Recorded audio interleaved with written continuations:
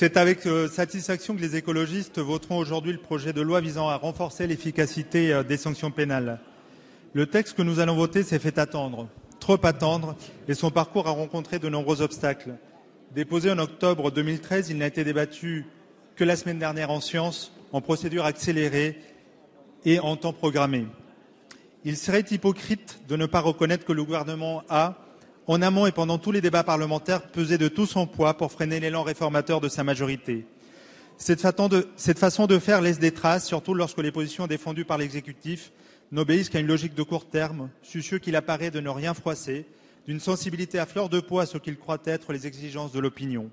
Le président de la commission des lois parlait au sujet de ce projet d'un texte à l'ambition mesurée, aux dispositions modestes, à la vocation tempérée. Il en eût été autrement si le Parlement ne cédait si souvent, malheureusement, aux injonctions de l'exécutif. De ce parcours du combattant, le texte n'en est pas sorti totalement indemne. Mais il se tient. Il supprime d'abord les automatismes pour revenir au principe de l'individualisation des peines. Le texte abroge les peines planchers de la loi du 10 août 2007 relative à la lutte contre la récidive.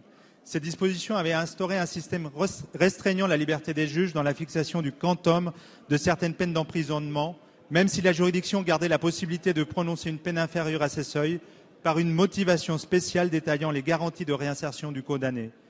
La loi du 14 août 2011 a étendu ce dispositif. Ces peines, chers collègues, n'ont pas dissuadé la récidive. Elles ont en revanche alourdi la durée des peines d'emprisonnement, plusieurs milliers d'années supplémentaires par an en moyenne. Les peines planchers se sont appliquées essentiellement aux petits délits, aux vols et aux atteintes aux biens. La procédure de comparution immédiate a été le lieu de prédilection du dispositif des peines planchers.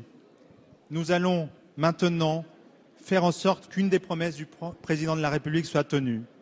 Le texte abroge aussi la suppression automatique des sursis qui reste néanmoins possible. Le projet de loi s'attaque également aux sorties sèches qui étaient la règle pour les courtes peines et qui sont la voie royale vers la récidive. Il présente des avancées notables qui justifient notre vote. D'abord en direction des victimes et de leur indemnisation. Puis, il y a également la césure du procès pénal qui offre ainsi au tribunal la possibilité de prononcer la culpabilité des mesures d'indemnisation des victimes lors d'une première audience et de renvoyer sa décision sur la peine à une seconde audience après une période d'évaluation du prévenu de 4 mois maximum. C'est une bonne initiative. L'introduction des mesures favorisant l'expérimentation de la justice restaurative que nous réclamions, nous écologistes, depuis longtemps, est aussi une avancée. Et surtout, le projet de loi met en place une autre peine, la contrainte pénale. Cette peine de probation pourra être comprise entre 6 mois et 5 ans. Elle sera exécutoire en milieu ouvert. Elle soumet le condamné à un ensemble d'obligations et d'interdictions, ainsi qu'à un accompagnement soutenu. Elle ne remplace aucune peine. Toutes les autres peines restent en vigueur. Elle vise un meilleur encadrement des condamnés, un suivi plus rigoureux avec des contraintes plus grandes et un accompagnement qui permettent la réinsertion afin d'éviter la réitération et la récidive. Le texte rompt pour l'essentiel avec l'idée que la prison serait le meilleur et l'unique antidote à la délinquance. La prison, non seulement ça coûte cher à la collectivité, mais nous savons que ce n'est pas le moyen le plus efficace pour lutter contre la récidive, moins efficace d'ailleurs que les peines alternatives. La surpopulation carcérale que notre pays connaît, et nous allons de record en record, cette surpopulation rend difficile toute politique de lutte contre la récidive. L'allongement de la durée des peines, à laquelle les peines planchers et la comparution immédiate ont participé, n'ont pas fait diminuer les délits dans le pays. Les dizaines de lois pénales de l'ancienne majorité n'ont en rien amélioré la sécurité de nos concitoyens ni le sort des victimes. Se débarrasser des petits délinquants récidivistes en les enfermant quelques mois est une impasse. Et la garde des Sceaux a décidé de sortir de cette impasse. Cette rupture est salutaire pour nous tous et en premier lieu pour les victimes de la récidive qui sont une préoccupation majeure du texte.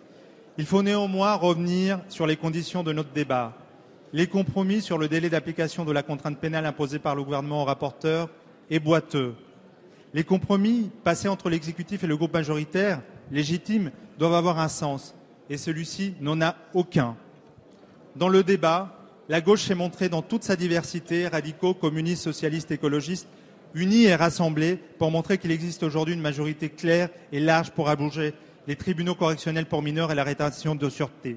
Ce sont les choix du gouvernement qui n'ont pas permis que cette unité, suffisamment rare pour être soulignée, se traduisent concrètement dans le texte. Il revient aujourd'hui au gouvernement de donner une réponse à sa majorité sur le calendrier, sur le véhicule législatif qui permette que ces promesses du président de la République soient appliquées.